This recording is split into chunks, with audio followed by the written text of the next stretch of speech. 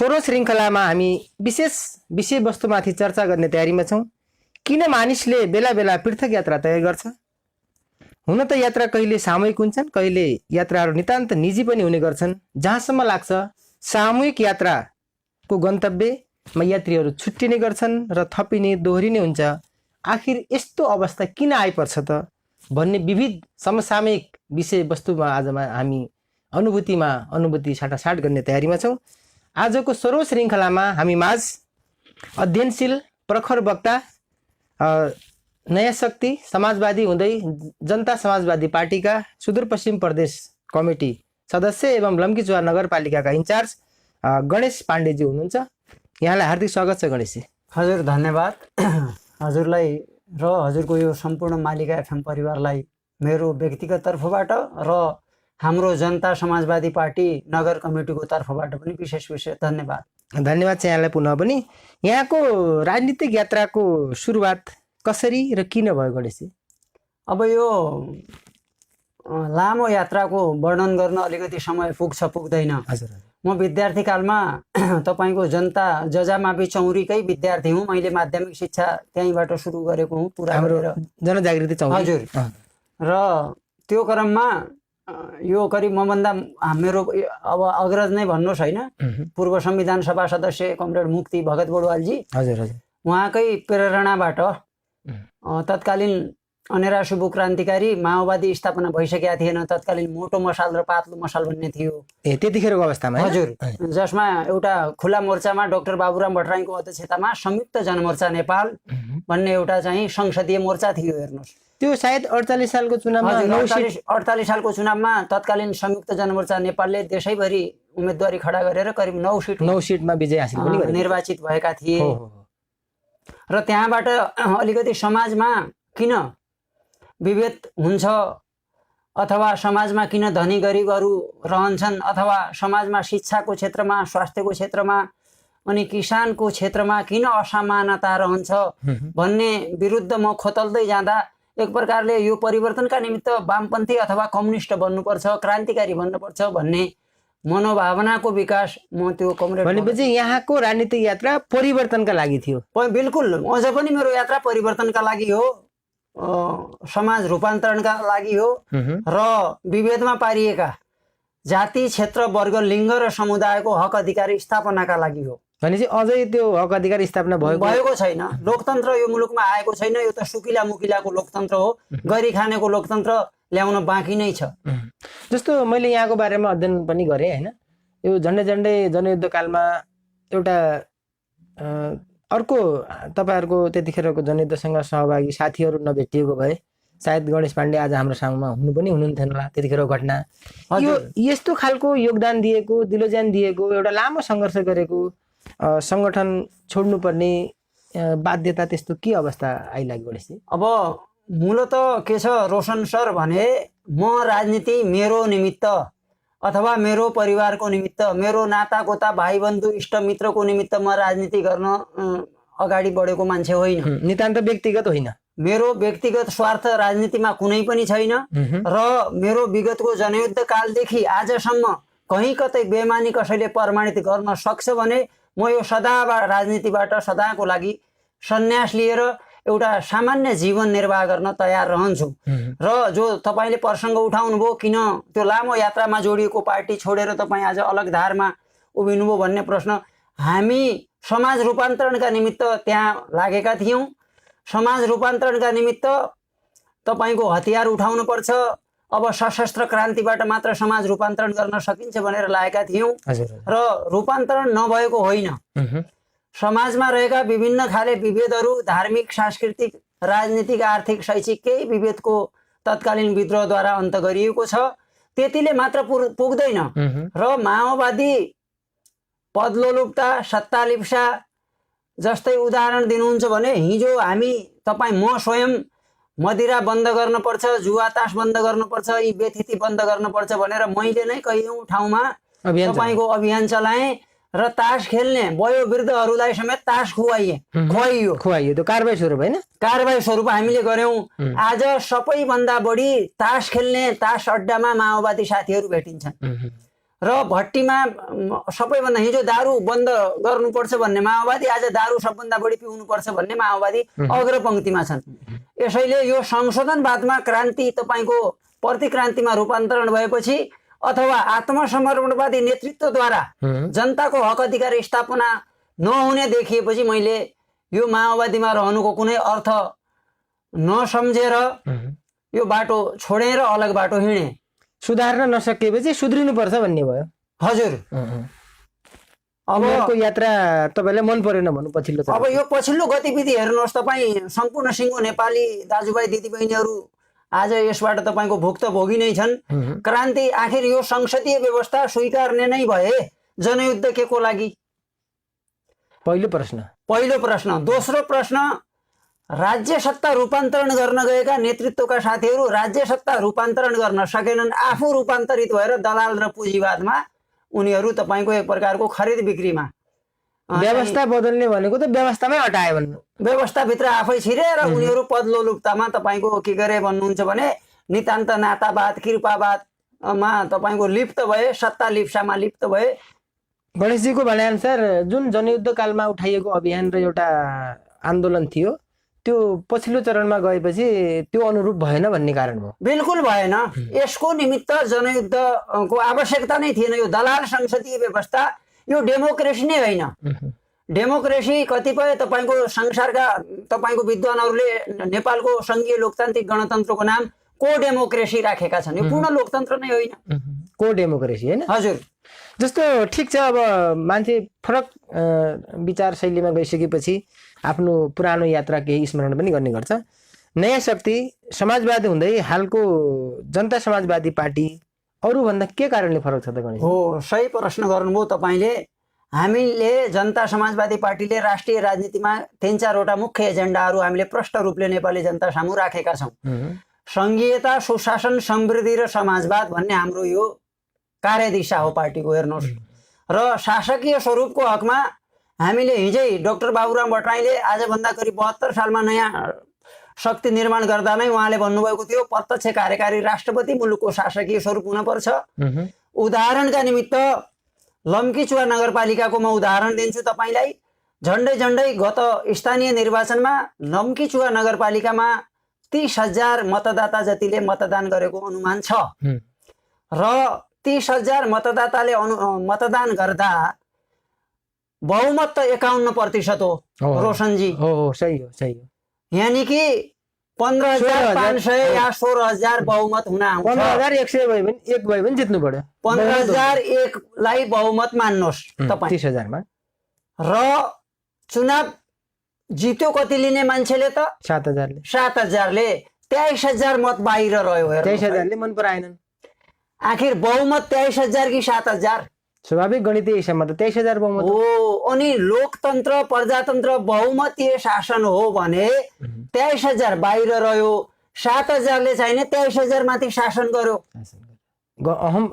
यो रूपान्तरण हामीले खोजेको यही रूपान्तरण हो। हेर्नुहोस्, यसैले शासकीय स्वरूपको हकमा प्रत्यक्ष कार्यकारी राष्ट्रपति र तीनै तहका सङ्घ, प्रदेश र स्थानीय तहमा पनि बहुमतीय प्रणाली पूर्ण रूपले लागू गर्नुपर्छ। एक।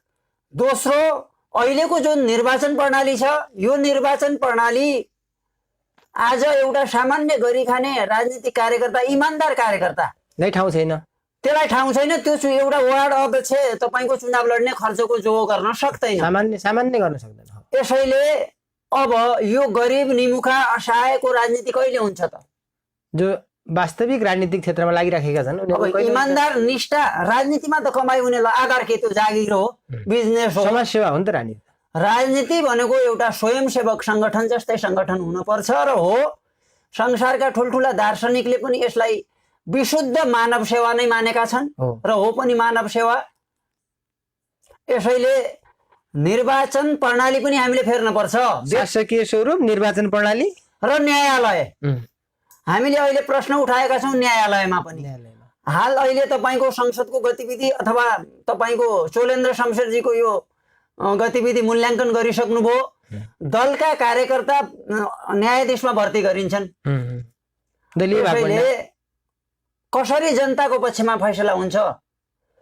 हामीले प्रष्ट रूपले 3-4 हामीसँग अर्को हामीले के भनेका छौँ भने संसारमा लोकतन्त्रका धेरै प्रकार छन्। प्रकारहरू छन्। हो। उन्नत लोकतन्त्र अथवा जनताको लोकतन्त्र के हो भने नेपाली जनताले 5 वर्षका निमित्त मतदान गरेर जनप्रतिनिधि पठाउँछन् र त्यसले 2 वर्षसम्म कामको मूल्याङ्कन जनता गरेर फिर्ता बोलाउने निर्वाचन प्रणाली। यदि गलत कार्य गर्यो भने हजुर, फिर्ता बोलाउने, यो पनि उन्नत लोकतन्त्रको एउटा अङ्ग हो। स्वरूप हो।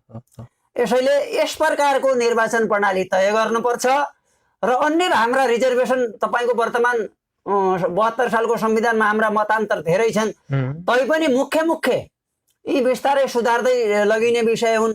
मुख्य शासकीय स्वरूप, निर्वाचन प्रणाली, न्यायालय जस्ता केही अभिन्न अङ्गहरूलाई रूपान्तरण नगरेसम्म मुलुक स्थिरतातर्फ अथवा तपाईँको उन्नतिको बाटोतर्फ अगाडि बढ्न सक्दैन। अनि यी एकदमै नितान्त नौला एजेन्डाहरूको अन्तर्पार्टी बहस भयो कि भएन?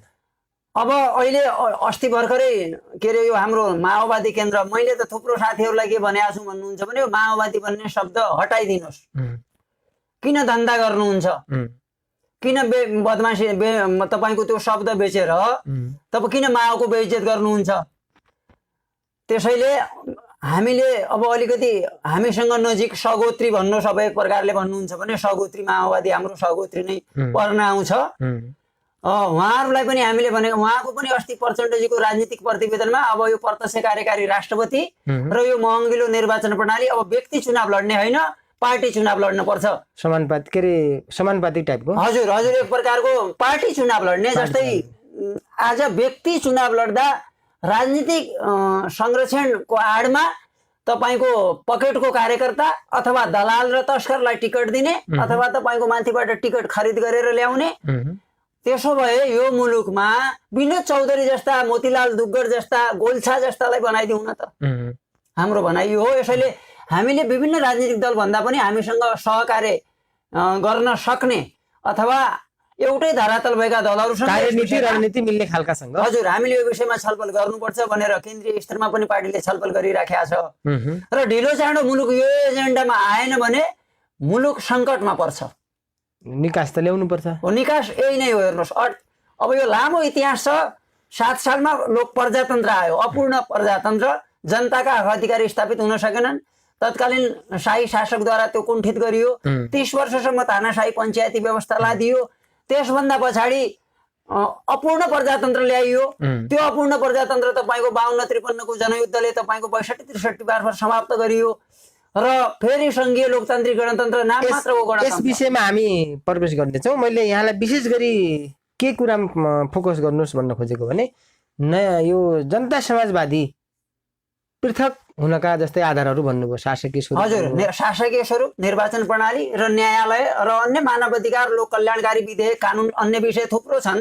जनजीविकाका सवालहरू पनि छन्। जस्तो अब म यहाँलाई यसमा के प्रसङ्गमा जोड्न चाहन्छु भने गणेशजी, होइन, देशले अहिलेको जो हाम्रो 2072 सालको संविधान छ, यहाँसम्म आइपुग्दा 7 वटा संविधान पाइसक्यो। थुप्रै पटक आन्दोलन पनि भए। यी सबै आन्दोलनका उपलब्धिहरू संस्थागत हुन नसक्नुको कारण के देख्नुहुन्छ यहाँले अध्ययन गर्दा?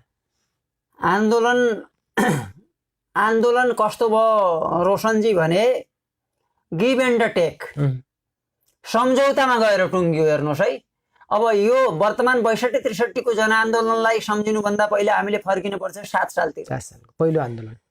पहिलो राणा विरुद्धको आन्दोलन जो बीपी कोइरालाले सञ्चालन गरे, त्यो आन्दोलन राणा, प्रजातन्त्रवादी र त्रिभुवन राजा त्रिपक्षीय र तिनीहरूको बीचमा एक प्रकारको गिभ एन्ड टेकको, लिने र दिने सम्झौताको दस्तावेजको रूपमा आयो र त्यसले जनताका हक अधिकारहरू स्थापित गर्न सकेन। र तत्कालीन बहुमतको नेपाली काङ्ग्रेसको सरकार, सायद 7 सालको सरकार पनि उहाँको पूर्ण बहुमतको नै थियो। त्यो सरकार, त्यो गठबन्धन राणाको, राजाको र बहुदलवादीहरूको बिचमा जुन सरकार बन्यो, त्यो सरकारले पनि जनताका हक अधिकारहरू स्थापित गर्न नसक्दा, जनताका इच्छा आकाङ्क्षाहरू स्थापित गर्न नसक्दा फेरि 18 सालमा तत्कालीन शाही शासक महेन्द्रद्वारा अपदस्थ गरी फेरि पुनः 17 साल देशमा पुष 1 गते हैन हजुर। पञ्चायती व्यवस्था थियो। पञ्चायती व्यवस्थालाई दियो 17 साल पुष 1 गते र तपाईँको कु गरियो तत्कालीन प्रजातन्त्र र 30 वर्षसम्म निरङ्कुश पञ्चायती व्यवस्थालाई दियो र त्यसका विरुद्ध पनि आन्दोलन भयो। त्यसका विरुद्ध विभिन्न तपाईँको अब कम्युनिस्टहरूले त भूमिगत रूपमै कयौँ अब तत्कालीन झापा विद्रोह थुप्रै थुप्रो छन् थुप्रो यसका चरणमा इतिहासहरू। भए हैन ठाउँ र ठाउँमा। यो विभिन्न कालखण्ड पार गर्दै 46 सालमा बहुदलीय व्यवस्था ल्याइयो। यो पनि के हुँदो रहेछ भन्नुहुन्छ भने नेपालको राजनीतिमा प्रत्यक्ष या अप्रत्यक्ष भारतको सधैँ हस्तक्षेप रहिरहने। कहिले कहिले सहयोग जस्तो पनि लाग्ने हजुर, हैन मध्यस्थता जस्तो पनि लाग्ने। यो 7 सालको परिवर्तन पनि यो स्वयं नेपालको राष्ट्रिय राजनीतिको आन्दोलनले ल्याएको छैन भन्ने कसरी मूल्याङ्कन गर्न दिल्ली सम्झौता भन्ने सकिन्छ भन्नुहुन्छ भने बिपी कोइराला भारत बस्थे, भारतबाट बनारसमै बसेर उनले राणा विरोधी आन्दोलन सञ्चालन गरे र भारतीय राजनीतिज्ञहरूको इसारामा प्रजातन्त्र स्थापना गरियो। त्यसको परिणाम भारतले के लियो भन्नुहुन्छ भने कोशी सम्झौता गरियो। हेर्नुहोस् है, त्यसको बुझ्नुभयो? फाइदा स्वरूप नेपालमा प्रजातन्त्र ल्याइदिए बापतको इनाम भारतलाई कोशी सम्झौता गरियो, जसको कारण पूर्वीय नेपाल सधैँ बाढीको चपेटामा परिरहन्छ। त्यसभन्दा पछाडि गण्डकी सम्झौता गरियो। हेर्नुहोस्, बुझ्नु भएन? र त्यसै गरी पछिल्लो कालखण्डमा 30 वर्षीय पञ्चायती व्यवस्था ढाल्नका निमित्त भारतले सहयोग गरे बापत 48 सालमा टनकपुर सन्धि गरियो, पञ्चेश्वर गरियो र 52 साल माघमा यिनै शेरबहादुर हालका प्रधानमन्त्री देउबा थिए, महाकाली सन्धि गरियो। यसैले नेपालका हरेक परिवर्तनहरू विदेशी अथवा हाम्रो छिमेकी भारतको योजना अनुसार हुने र त्यसको फाइदा भारतले नै लिने र उसले जे भन्यो मालिकको आशीर्वाद लिएर नेपालमा राजनीति गर्ने परम्पराले मुलुकमा स्थिर शासन बन्न सकेन। मूल कारण यो नै हो। हेर्नुहोस्, अनि विदेश नीतिको सम्बन्धमा जनता समाजवादीको दृष्टिकोण के छ त? अब हाम्रो पार्टीले असंलग्न परराष्ट्र नीतिको आधारमा छिमेकीसँग सन्तुलित सम्बन्ध कायम गर्न पर्छ। पञ्चशीलको सिद्धान्त। हजुर, पञ्चशीलको सिद्धान्तको आधारमा, न कि अब हामी दुईटा महाशक्तिशाली देशको बीचमा छौं, पक्ष विपक्ष नभएर। हजुर, यसैले कसैलाई नजिक कसैलाई टाढा अथवा तपाईको कसैलाई एक प्रकारको सन्धि कसैलाई अर्को प्रकारको सन्धि, कसैका विरुद्ध कसैलाई उचाल्ने नगरिकन आफ्नो सार्वभौमतालाई कायम राखी अक्षुण्णतालाई कायम राखी सबै छिमेकीसँग मित्रवत सम्बन्ध कायम गर्नुपर्छ भन्ने जनता समाजवादी पार्टीको विदेश नीति रहेको छ। जस्तो गणेशजी यहाँ पनि विद्यार्थी काल त्यही 14-15 वर्षको उमेरदेखि राजनीतिमा संलग्न हुनुभयो, सचेत बन्नुभयो र अहिले झन्डै त्यही 45-44 वर्षको एजमा हुँदै हुनुहुन्छ, एउटा नेतृत्वदायी भूमिका पनि हुनुहुन्छ। यो यी आन्दोलनको उपलब्धि संस्थागत नहुनुमा जनचेतनाको पनि अभाव जस्तो अनुभूति हुन्छ यहाँ। बिल्कुल बिल्कुल। अब प्रसङ्ग नेता कस्तो बन्न पर्छ भन्ने जनताले निर्धारण गर्छ। हेर्नुहोस् है, जनता जस्ता नेता कस्तो हुनुपर्छ त हैन? अब अघिल्ला निर्वाचनका तपाईको नजिरहरू देखिहाल्नुभयो। बिहान काङ्ग्रेसको 4 तारे झण्डा बोकेर चुनाव प्रचार गर्ने पार्टीका कार्यकर्ताहरू, गुजारा कार्यकर्ताहरू, बेलुकी तपाईको हँसी हातौडाको झण्डा बोकेर भतेरमा भेटिने ठेगानै छैन हैन? हेर्नुहोस्, यस प्रकारले मुलुकलाई फाइदा गर्दैन। मुलुकमा स्थिर शासन अथवा प्रगतिशील सरकार नबन्नमा दोषी नेपाली जनता पनि छन्। चेतनाको अभाव जस्तो पनि लाग्छ। चेतनाको अभाव, आर्थिक प्रलोभन, निम्न पुँजीवादी चिन्तन, यी विभिन्न कारण छन् यसमा। हेर्नुहोस्, यसमा सुधार नल्याउँदै राज्य स्वरूप सुधार होला जस्तो लाग्छ त यहाँलाई? अब दलका नेताहरू तपाईको निर्वाचन आउँछ, निर्वाचनको 1-1.5 महिना पहिले गाउँमा मात्र छिर्छन्। उनीहरूले गाउँमा आफ्ना आफ्ना एजेन्टहरू स्थापित गरेका छन्। ती एजेन्टहरू मार्फत आर्थिक प्रलोभन, तपाईको पैसाको चलखेल र अहिले पछिल्लो चरणमा भ्रष्टीकरण र दारू मासुको खोलो बगाउने, कार्यकर्ताहरूलाई किन्ने, विपक्षी कार्यकर्ताहरूलाई सिद्धान्त पनि खरिद बिक्री हुँदो रहेछ यो मुलुकमा। बडा लाज लाग्दो विषय हो रोशनजी। त्यो पनि परिस्थिति पनि छ। हो, यो बडा घिनलाग्दो विषय हो। राजनीतिमा सिद्धान्त बेच्ने र सिद्धान्त किन्नेको लर्को भेटिन्छ। सिद्धान्त बेचेर राजनीति दुईटैका लागि उपलब्धिमूलक त होइन। यो मुलुकका लागि पनि उपलब्धिमूलक छैन र सिङ्गो स्वयं किन्ने बेचिनेका लागि पनि उपलब्धिमूलक। यसले मुलुकलाई फाइदा गर्दैन। अब जस्तो अब यहाँको प्रदेश कमिटी सदस्य पनि हुनुहुन्छ, लम्कीचुवा नगर कमिटीको संयोजक पनि हुनुहुन्छ। एउटा लम्कीचुवा नगरभित्रको यहाँ एउटा जिम्मेवार पदमा भएको व्यक्ति भएको कारणले यहाँको साङ्गठनिक अवस्था कस्तो छ त लम्कीचुवा? अहिले लम्कीचुवा नगरपालिका अन्तर्गत जनता समाजवादी पार्टीले 10वटा वार्डहरूमा मोटामोटी तपाईँको वार्ड कमिटी चुस्त दुरुस्त 10 सदस्यीय 11 सदस्यीय वार्ड कमिटी निर्माण गरिसकेको एउटा छोटो होइन, छोटो राम्रो। हजुर।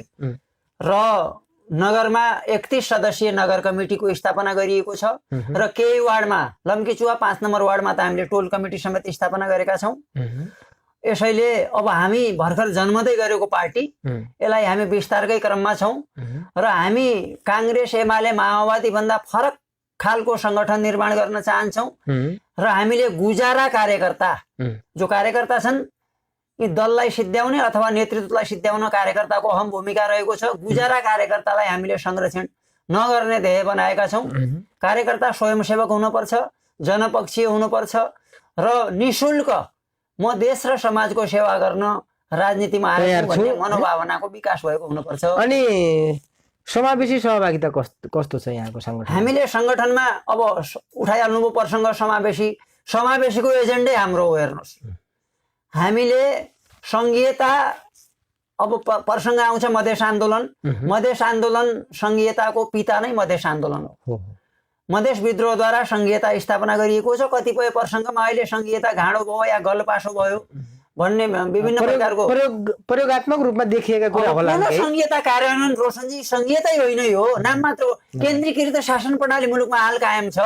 सङ्घीयता कसरी बन्ने? सङ्घीयता त बन्नै सक्दैन। नगरलाई दिइने अधिकारहरू केन्द्रले तपाईँको नियन्त्रणमा राखेको छ, उताबाट निर्देशित हुन्छ हो निर्देश। यसरी यो हामीले तत्कालीन पुरानो व्यवस्थालाई नै निरन्तरता दिएका छौँ। नाम मात्रको सङ्घीयता छ। सङ्घीयता पूर्ण कार्यान्वयन गरिनुपर्छ, हाम्रो पार्टीको प्रष्ट धारणा रहेको छ। यस प्रकारको हामीले अहिले समावेशी टाइपको नै हामीले सङ्गठन निर्माण गरेका छौँ र राजनीति भने सिक्ने र सिकाउने प्रक्रिया हो। जनताबाट सिक्ने र जनतालाई सिकाउने क्रममै छौँ हामी। अनि यस्तो अरू संविधानमा व्यवस्था भयो जस्तो यति प्रतिशत भन्ने छ कि नेतृत्व क्षमताका आधारमा जति पनि छ? हामीले मूलत के छ भन्नुहुन्छ भने केही समावेशिताका आधारमा हामीले अल्पसङ्ख्यक, त्यसै गरी लोपोन्मुख जाति, दलित, महिला, मुस्लिम, आदिवासी समुदायलाई हामीले सङ्गठनमा समेट्नै पर्ने 72 सालको संविधानमा उल्लेख भए अनुसार हरेक दलले आफ्नो राजनीतिक एजेन्डा, आफ्नो राजनीतिक विषयवस्तु 72 सालको संविधानको सेरोफेरोमै रहेर सञ्चालन गर्नुपर्ने हुन्छ।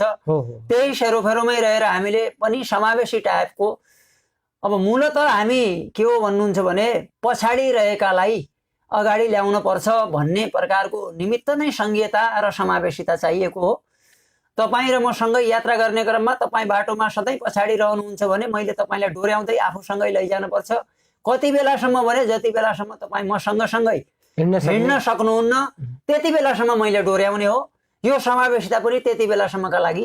स्वतन्त्रता भन्दा पनि यो समानताको धारणा हो। हजुर, समानताको होइन। स्वतन्त्र भने त सबैलाई मेला महोत्सव हेर्ने स्वतन्त्रता छ। हजुर, तर अग्लो मान्छे अगाडि बियो भने त होचो मान्छेलाई हेर्ने त कसरी हेर्छ उसले? यहाँ समानतामूलक तरिकामा हुनुहुन्छ। हो, समानतामूलक तरिकामा हामीले समतामूलक समाज निर्माण गर्नका निमित्त समावेशिताको खाँचो छ। हेर्नुहोस्, लम्कीचुवा नगर कमिटीको सङ्गठनमा महिला सहभागिता कतिको छ यहाँ? महिला पनि हामीले जसै नगर कमिटीको उपाध्यक्ष महिलामा छन्, अनि हामीले कोषाध्यक्ष र सचिव पनि महिला नै राखेका छौँ र 11 सदस्यीय कमिटी पनि महिलाको नै रहेको छ नगर कमिटीमा। र त्यसै गरी दलित छन्, उपाध्यक्षमा हामीले राखेका छौँ, अनि चौधरी समुदायबाट पनि हामीले राखेका छौँ। हामीले साङ्गठनिक रचना तपाईँको समावेशी मूलको नै बनाएका छौँ। भने चाहिँ एकदम व्यावहारिक रूपमा समावेशी र समतामूलक रूपमा नै जानु भएको छ। हजुर हजुर। गणेशजीलाई अब हाम्रो केही महिनापछि स्थानीय सरकारको चुनावको पनि तयारी छ होइन? आसन्न चुनावको अवस्था छ। आसन्न चुनावमा लम्कीचुवा नगरमा जसपाको स्थिति कस्तो हुन्छ? लम्कीचुवा नगरपालिकामा हामीले अब पार्टीको केन्द्रको सर्कुलर अनुसार 10वटै वार्डहरूमा र नगरमा समेत उम्मेदवारी दिने भन्ने पार्टीको निर्णय रहेको छ। पुरै? हजुर हजुर, पुरै हामी जनताको बिचमा जान पाउने अधिकार हामीलाई पनि छ। यसैले हामी वर्तमान शासन पद्धतिको गलत क्रियाकलाप, विभेद र तपाईँको चरम भ्रष्टाचार र कुशासनका विरुद्ध जनतालाई खबरदारी गर्नका निमित्त हामी प्रत्येक नेपाली जनताको बिचमा जान्छौँ र वर्तमान दलाल सत्ता, म त यसलाई दलाल, यो जनताको सत्ता नै होइन, अब निर्वाचित जनप्रतिनिधिहरू स्वयं दलाल छन्, उनीहरू भ्रष्टीकरण भइसकेका छन् र राजनीतिक नैतिकता गुमाइसकेका छन्। यसैले त्यसका विरुद्ध हामी लम्कीचुवा नगरपालिकाभरि भण्डाफोर अभियान नै सञ्चालन गर्छौँ। गाली गर्नु मात्रै उपलब्धि नभएर त्यसलाई सुधार्नुपर्छ। सुधार्नका निमित्त सधैँ यसो भ्रष्टीकरणको शासन देशमा कायम रहन्छ भने त मुलुक त सधैँ अधोगतितर्फ जान्छ। बिल्कुल। यसलाई स्थापित गर्नका निमित्त, गलत ट्र्याकबाट सही ट्र्याकमा ल्याउनका निमित्त, खबरदारी गर्नका निमित्त जनता समाजवादी पार्टी लम्कीचुवा नगरपालिकाका 10वटै वार्डहरूमा आफ्ना उम्मेदवारहरू उठाउने तयारीमा छ। अब नगर कमिटी संयोजक भएको नाताले नगर प्रमुखमा उम्मेदवारी सायद यहाँकै रहन्छ। मेरो नै रहला, पार्टीले यस विषयमा छलफल गर्ला। जहाँसम्म अब नगर कमिटीको इन्चार्ज भएको कारणले नगर प्रमुखको उम्मेदवारी जनता समाजवादी पार्टीको तर्फबाट यो गणेश प्रसाद पाण्डेको नै रहन्छ। भनेपछि के छ त आगामी योजना कस्तो छ? नगरपालिकालाई कस्तो बनाउने खालको छ यहाँको? जस्तो यदि गणेश पाण्डे जसपाबाट नगर प्रमुखको उम्मेदवारमा आउनु, यो लम्कीचुवा नगरपालिकाको समग्र विकासको लागि कस्तो कार्य? अब अरूभन्दा अलिकति फरक एजेन्डा छन्। हामीले अघि पनि भन्यौँ, राष्ट्रिय राजनीतिमा पनि जनता समाजवादी पार्टीको फरक एजेन्डा छ। यी एजेन्डा र स्थानीय राजनीतिमा पनि हामीले के भनेका छौँ भने वर्तमान शासन सत्तामा रहनेहरूभन्दा हाम्रा एजेन्डा फरक छन् है। नम्बर 1, यस देशको शत्रु भनेको भ्रष्टाचार हो। हेर्नुहोस्, अहिले तपाईँ वार्ड कार्यालयमा जानुहुन्छ भने प्रधानमन्त्री कार्यालय भन्दा बढी भव्य र सभ्य तरिकाले भौतिक संरचनाले सजावट गरिएको छ र निर्वाचित जनप्रतिनिधिहरू ती भोट लिएका जनताहरूसँग गएर एक प्रकारले सामान्य प्रकारको काउन्सेलिङ र छलफल समेत गर्दैनन्। हेर्नुहोस् है, हिजो तिनै जनताको भोट लिएर जनप्रतिनिधि बने, आज ती जनप्रतिनिधिले के छ, जनप्रतिनिधिज्यू अथवा वार्ड अध्यक्षज्यू अथवा मेयरज्यू भन्दा तपाईको म त चिन्न नसक्ने भए, कता हो हजुरको घर, नयाँ प्रकारले परिचय लिने, यसको अन्त गरिनुपर्छ र भ्रष्टाचारलाई जिरोमा नझारेसम्म र अहिले विकास बनिराख्या विभिन्न साथीहरू छलफल गरिराख्या हुन्छन्। हेर्नुहोस्, अरे स्थानीय सरकारले त अथवा हाम्रो लम्कीचुवाले त राष्ट्रिय राजनीतिमा ठुलो भूमिका निर्वाह गर्यो, विकासको चाहिने एक प्रकारको खोलो नै बगायो, चलायो हैन। विकास भने आयो, यो तपाईको 8 mm 6 mm डाबर हाल्नु विकास हो। यो आउँदो 5 वर्षभन्दा पछाडि यो कालो पत्रे रहन्न, कतिपय ठाउँ त उक्ति पनि सक्यो। यसैले यस्तो प्रकारको चरम भ्रष्टाचार, अनि उपभोक्ता समिति गठन गर्ने, उपभोक्ता समितिमा आफ्ना तपाईको गुजारा कार्यकर्ताहरू भर्ती गर्ने, त्यहाँबाट जनप्रतिनिधिले कमिसन खाने र भट्टीमा पसेर बेलुकी 5 बजेपछि ठेक्कापट्टा गर्ने, यसका विरुद्ध हाम्रो ज्वलन्त आवाज रहन्छ।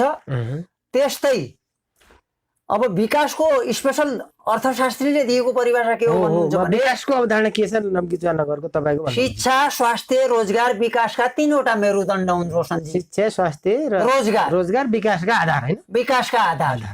यी 3वटा विकासका मेरुदण्डको सेरोफेरोमै रहेर मात्र विकास गर्न सकिन्छ। शैक्षिक क्षेत्रमा भन्नुहुन्छ भने अहिले सामुदायिक विद्यालयको अवस्था, तपाईँ एउटा शिक्षण पेशामा पनि जोडिएको मान्छे, सामुदायिक विद्यालयको अवस्था यति जर्जर छ, तहस नहसै भइसक्यो। अब कुनै दलको जिन्दाबाद र मुर्दाबाद गरिदिए जागिर पक्का हो। हेर्नुहोस्, अनि त्यो सामुदायिक विद्यालयमा पठन पाठन गराउने लायकको शिक्षा रहेन, भौतिक संरचना छ। राज्यले तपाईको प्राइमेरी स्तरको लागि पनि 38-40 हजार तलब सेवा सुविधा दिएको छ, त्यति दिनेको बावजुद पनि त्यहाँ पठन पाठनको व्यवस्था गरिएको छैन। त्यसको अन्त गरिनुपर्छ। दलका कार्यकर्ता शिक्षण पेशामा भर्ती गरिन हुँदैन, यसलाई चेन्ज गर्नुपर्छ।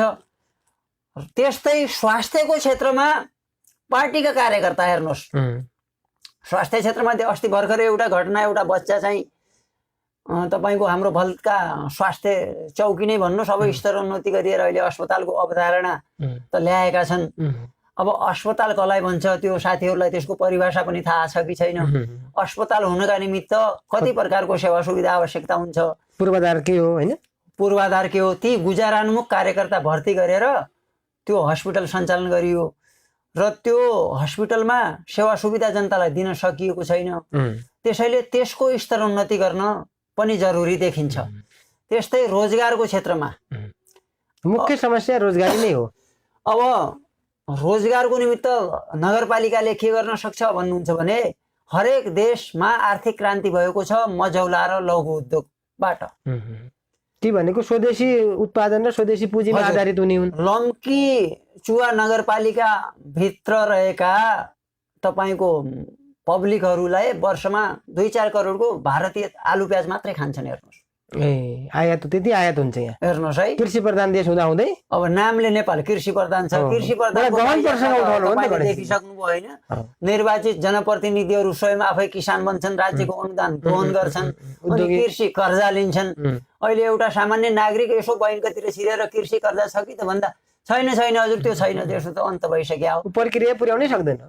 र यसरी जो अहिले जो चरम भ्रष्टाचार भइराखेको छ राज्यको दोहन गरेर, यसैले यो कृषि क्षेत्रमा मैले प्रसङ्ग उठाएँ 2-4 करोडको तपाईँको आलु प्याज मात्र आउँछ।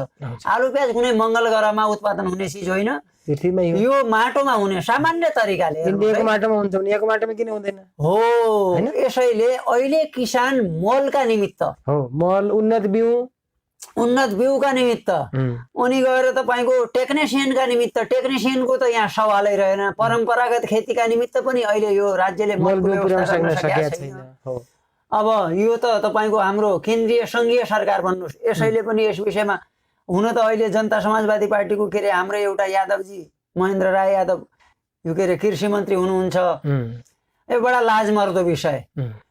भनाइको मतलब के भन्नुहुन्छ भने गल्ती गर्ने मान्छे जनता समाजवादी पार्टीको भए पनि त्यसलाई छुट्नु हुँदैन भनेपछि मेरो मान्यता। कार्यकर्ता मात्र नभएर नागरिक पनि भूमिका निर्वाह गर्छ। नागरिकले पनि खबरदारी गर्न जरुरी छ। यसैले शिक्षा, स्वास्थ्य, रोजगार, हरेक पार्टीभित्रका कार्यकर्ता गलत कुराको लागि नागरिक बन्नु पर्यो, हजुर सही कुराको लागि कार्यकर्ता बन्नु पर्यो भन्ने धारणा पनि हो। गुजारान्मुख कार्यकर्ता बन्नु भएन।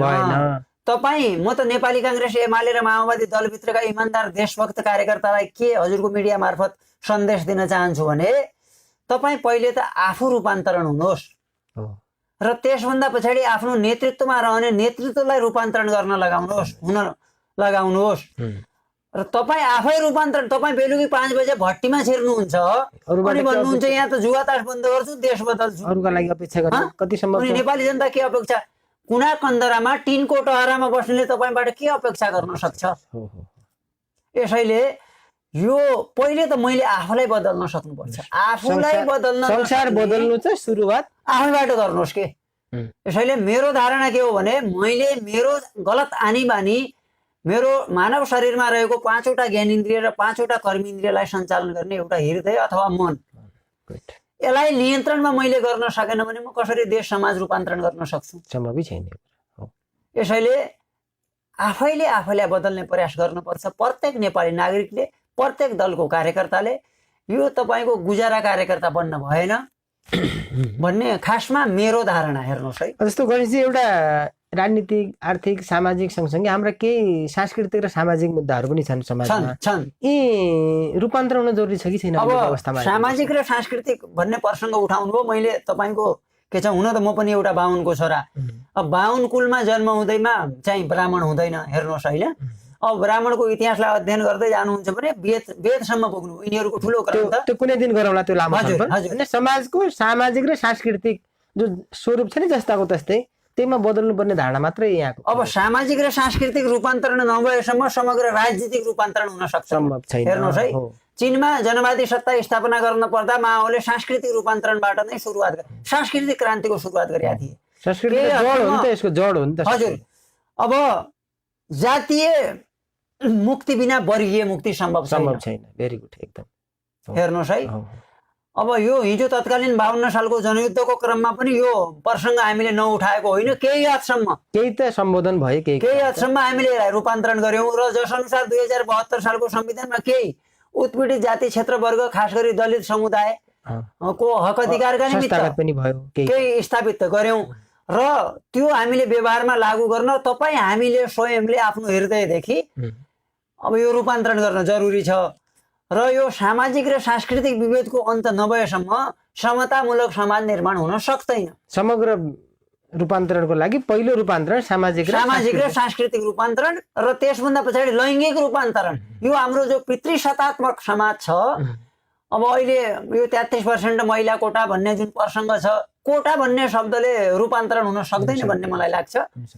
झन्डै 50% हाराहारी रहेको मुलुकको महिला, हामीले 50%मा उनलाई चाहिँ सहभागिता गराउँदा पनि राज्यलाई कुनै भार पर्दैन अथवा पुरुषको कुनै अधिकार कटौती हुँदैन। जन समग्र विकासमा टेवा नै पुग्छ। सबैको अपनत्व, तपाईँको अधिकार दलितलाई कुण्ठित गरिएपछि राज्य कमजोर हुन्छ। उसलाई अधिकार दियो भने उसले पनि अपनत्व स्वीकार गर्छ। समाजका सबै तह तबकाहरू सक्षम हुनुपर्छ। जस्तै तपाईँको अहिले एउटा अब यो यहाँ उठाउने प्रसङ्ग होइन, अब यो चौधरी समुदायलाई जहिले पनि विभेदमा पारियो। उदाहरणका निमित्त तपाईँको यो टिकापुर घटना घट्यो जसमा रेशम चौधरी जन्म कैदको सजाय पाइराखेका छन्। उनले यो थारूवान राज्य स्थापना गर्नुपर्छ, हिजो माओवादीले नै उठाएको एजेन्डा हो। अब यहाँ थारूवान राज्य स्थापना गर्दा आकाशै खस्छ, अथवा तराई भूभाग थारूहरूले कब्जा नै गरिहाल्छन्, अथवा देश टुक्रिन्छ, अथवा यहाँका पहाडी समुदाय यहाँबाट विस्थापित हुनुपर्छ भन्ने एक प्रकारको कुप्रचार गरियो। हेर्नुहोस् है, यो साँचो होइन। यस्तै दलितका अधिकार दिइएन, आदिवासीका अधिकार दिएन, खसारेका अधिकार दिएन, महिलाका अधिकार दिएन भने राज्य झन कमजोर बन्दै जान्छ। उनीहरूमा अपनत्व भावनाको विकास हुँदैन। यो मेरो पनि देश हो भन्ने दलितहरूले पनि सम्झिने गरी हामी अधिकार दिउँ न। सबैको भावना समेटियोस् हैन, सबैको। यो 4036 वर्णको साझा फुलबारी हो, यो कसैको बपौती होइन। केही जाति वर्ग क्षेत्र लिङ्गले जो तपाईँको आज शासन गरिराखेका छन् त्यसैका विरुद्ध इतिहासका विभिन्न कालखण्डमा विभिन्न आन्दोलनहरू भए, विभिन्न परिवर्तनहरू भए, फेरि पनि उनलाई अधिकारबाट वञ्चित गरिन्छ भने त्यसका विरुद्ध फेरि अर्को विद्रोह यस देशमा अवश्य पनि कुनै न कुनै दिन हुन्छ नै। मानिसहरू व्यक्तिगत आफ्नो उन्नति प्रगतिका लागि विभिन्न किसिमको पेसा व्यवसाय गर्छन्। तपाईँ युवा विद्यार्थी कालदेखि अहिलेसम्म निरन्तर राजनीतिमा लाग्नुभयो, ठिकै गरे जस्तो अनुभूति हुन्छ गणेशजी? अब राजनीति पेसा होइन। हेर्नुहोस् है, अब यो प्रसङ्ग उठाउनु भयो। होचिमिन्ह तपाईँको भियतनामका अब तपाईँको क्रान्तिकारी योद्धा नै भन्छौँ हामी उनलाई, क्रान्तिका नायक भियतनामको होइन, जसले 48,000 अमेरिकी सेना तहस नहस पार्यो र अन्तिममा अमेरिकाले भियतनामसँग आत्मसमर्पण गरेर माफी माग्यो। ती होचिमिन्ह भारत भ्रमणमा आएछन् र उनले भारतीय प्रधानमन्त्रीलाई, तत्कालीन प्रधानमन्त्रीलाई सोधेछन्, तपाईँको पेसा के हो? पेसा राजनीति हो मेरो। भारतीय प्रधानमन्त्रीले भनेपछि उनले भनेछन् राजनीति पनि पेसा हुन्छ, तपाईँ के गर्नुहुन्छ? होचिमिन्हले जवाब दिएछन् मेरो एउटा कृषि फर्म छ, त्यो कृषि फर्ममा बिहान म 4 बजे उठ्छु, आफ्नो कृषि फर्ममा काम गर्छु, करिब 9:30 बजेपछि म राष्ट्रपति कार्यालय छिर्छु र 5 बजेसम्म जनताको सेवा गर्छु र फर्केर फेरि आफ्नो निजी व्यवसायमा जोडिन्छु। भनेपछि भारतीय राजनीतिज्ञहरूले भनेछन् ए राजनीतिलाई हेर्ने दृष्टिकोण फरक, पेसा रहेनछ। अब यो मुलुक हेर्नुहोस् है, मेरो व्यवसाय, म सामान्य मध्यम खालको व्यापारी हुँ। मैले मेरो दैनिकी चलाउन, मेरो बालबालिकाको पठन पाठनका निमित्त अथवा मेरो गृहस्थीका निमित्त मैले त्यो व्यवसाय सञ्चालन गरेको छु र राजनीति मेरो पेसा होइन, सेवा भावना। यो बचेको समय मैले उत्पीडनका विरुद्ध पक्षमा, गरिबका पक्षमा, न्यायका पक्षमा, समानताका पक्षमा यो आवाज उठाउनुपर्छ। यो मैले एउटा स्वयंसेवक जसो भएर नेपाल र नेपाली जनताको सेवा गर्नुपर्छ भन्ने हेतुले म राजनीतिमा जोडिएको मान्छे। एकदमै धन्यवाद गणेशजीलाई। अनुभूतिको 16औं बसाइमा आज हामीले विविध विषय वस्तुमाथि समग्र लम्कीचुवा नगरपालिका जसपाका नगर कमिटी अध्यक्ष गणेश पाण्डेज्यूका अनुभूतिहरू समेट्यौँ। अब हामी समयको अन्तिममा छौँ, केही थप? अब सर्वप्रथम त म हजुरको यो लोकप्रिय मालिका एफएम मार्फत अथवा हजुरले सञ्चालन गर्नुभएको अनुभूतिको 16औं श्रृङ्खला मार्फत लम्कीचुवा नगरवासी आमा बुवा दाजुभाइ दिदीबहिनीहरूलाई के निवेदन गर्न चाहन्छु भने अब विभिन्न दलको प्रलोभनमा फँसेर अथवा झुटा शासनमा फँसेर अथवा नातावाद, भेगवाद, जातीयतावाद, क्षेत्रीयतावादमा फँसेर गलत नेतृत्वलाई चयन नगर्नुहोस्। उत्पीडन, शोषण, दमनका विरुद्ध जहिले पनि यो जनता समाजवादी पार्टी तपाईँहरूको पक्षमा आवाज उठाउनेछ र आगामी स्थानीय निर्वाचनमा सम्पूर्ण लम्कीचुवा आमा बुवा दाजुभाइ दिदीबहिनीहरूले यो जनता समाजवादी पार्टीको जनपक्षीय आवाजलाई केन्द्रीकृत गरिदिनु हुनेछ भन्ने यो हजुरको लोकप्रिय मिडिया मार्फत सम्प्रेषण गर्न चाहन्छु। धन्यवाद गणेशजीलाई। राजनीति पेसा नभएर सेवाको भावनामा हुनुपर्छ भन्ने भियतनामका चर्चित योद्धा होचिमिन्नाको उदाहरणसहित गणेशजीले उदाहरण राख्नुभयो र उहाँ पनि एउटा पेसामा व्यापारी हुनुहुन्छ र सेवामूलक रूपमा राजनीतिमा लाग्नु भएको छ।